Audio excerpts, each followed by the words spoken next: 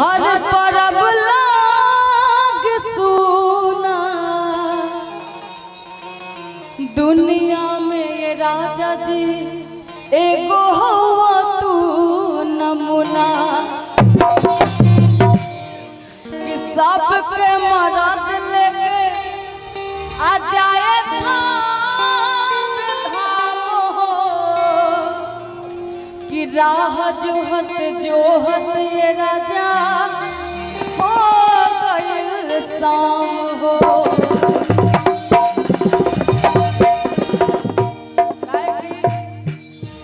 वो औरत के खेसारी जी जैसे जूनियर खेसारी जी जैसे मर्द मिलल रहे और औरत बताओ तेरी कह तरीका का कहते रही हो कि रे लगरिया आई ए मोर राजा हो करे जाम हो ए मोर सैया ए मोर दिल के धड़कन हो हाँ रे लगरिया धराई दबलमुआ हो रे लगरिया धराई दबलमुआ जाई बाबा नाम ना करी रे लगरिया धराई दबलमुआ जाई बाबा नाम ना करी हम ना करी हो जाई हम ना करी हो जाई हम ना करी हो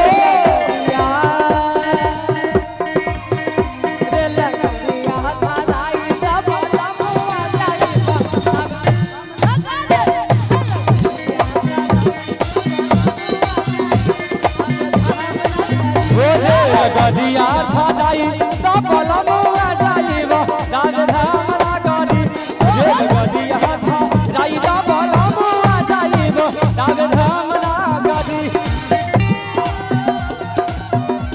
क्या बात है जी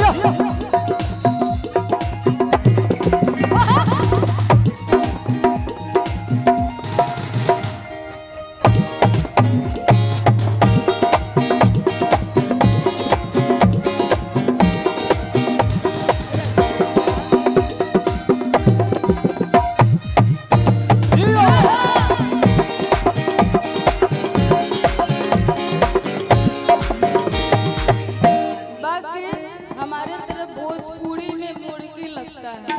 हाँ मेरे तरफ का फेमस है मुर्गी के जिला का फेमस है ये गोलू राजा जी का मुर्गी और भी फेमस है आप आइए आइए बहुत तरह तरह की मुर्गी है बाकी हम चाहेंगे कि हम गाए तो खेसारी जी मुर्गी मारे।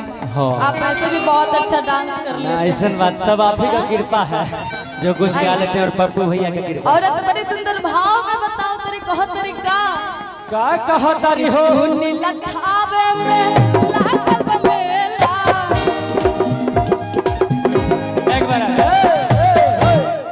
थोड़ा सा पीस के मारिएगा पीस के मारना हाँ यहाँ से लेके वहाँ तक जाना है पाटना ठीक है ठीक है। आइए पहले आपका देख ले रहे कि सुनी लेके धाबे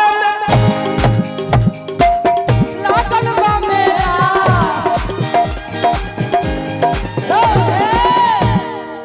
मेरे तरफ का एक डांस पता है कैसे होता है देख लीजिएगा। हाँ बोलिए कि सुनी लखावे में आग लागल बमेला कि सुनी लखावे में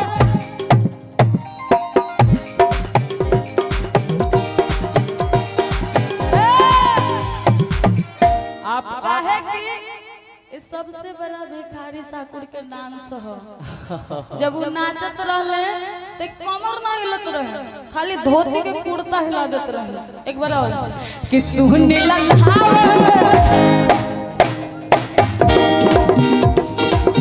एक बार ताली बजा दीजिए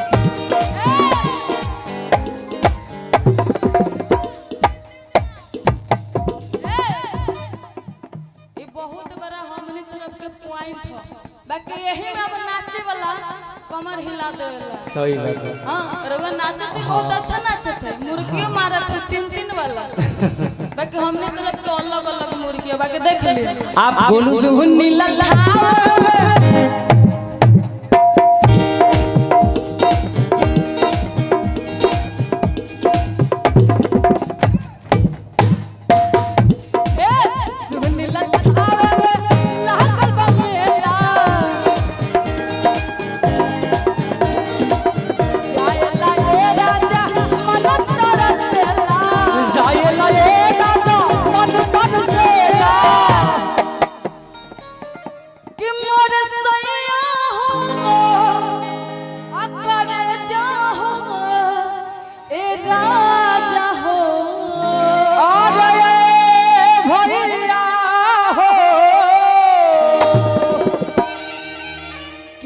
एको चुनरी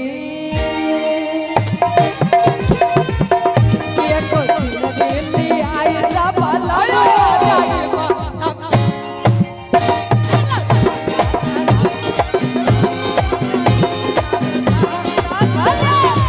हम ना करी हो राजा हम ना करी हो हम ना करी हो राजा हम ना करी हो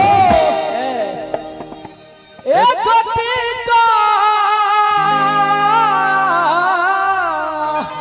भैया हो एक टिकट कटाई दा वाला मुआ।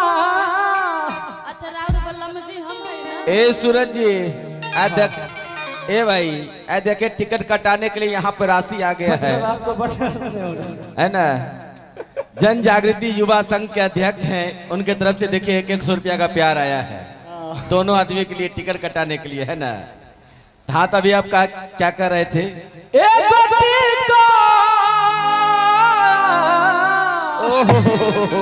क्या बात है। एक टिकट की चला टिकट कटाई दाए धनिया। ओहो अब ठीक है। हाँ ठीक है। की चला टिकट कटाई दिए धनिया जाइबो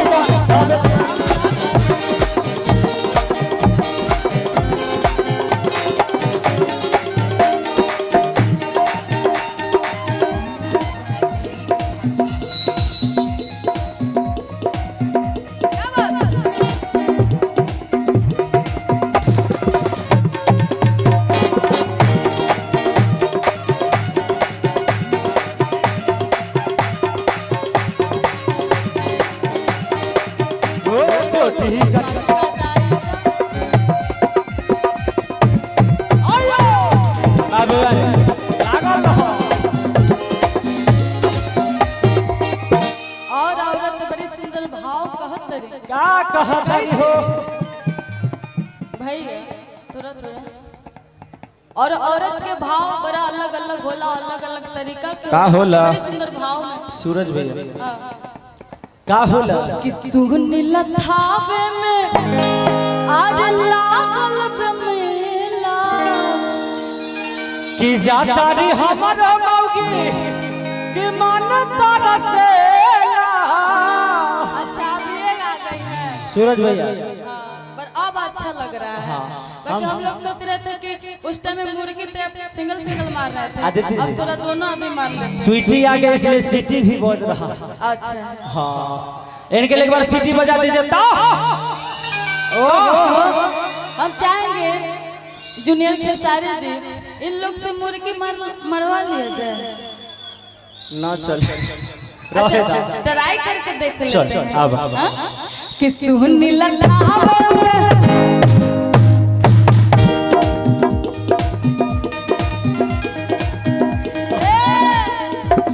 ये तो सीखल बा। थोड़ा सा नहीं इनमें हो जाइए। अब हम लोग खेसारी जी मार लेते हैं हाँ? उसके बाद आइए कि सुन थोड़ा सा रुक जाइए, हम भी कमर में बांध लेते हैं। हाँ अच्छा ए पार्टनर खाली फोटो खिंचाई हो एक बार जोरदार हल्ला करके आई लव यू चली बना गइल बा। ए जूनियर खेसारी जी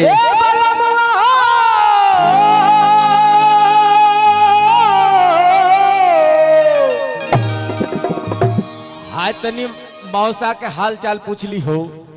और धनिया इसमें मुर्गी थोड़ा अलग अलग लगेगा, थोड़ा सा नहीं। अगर इनका अच्छा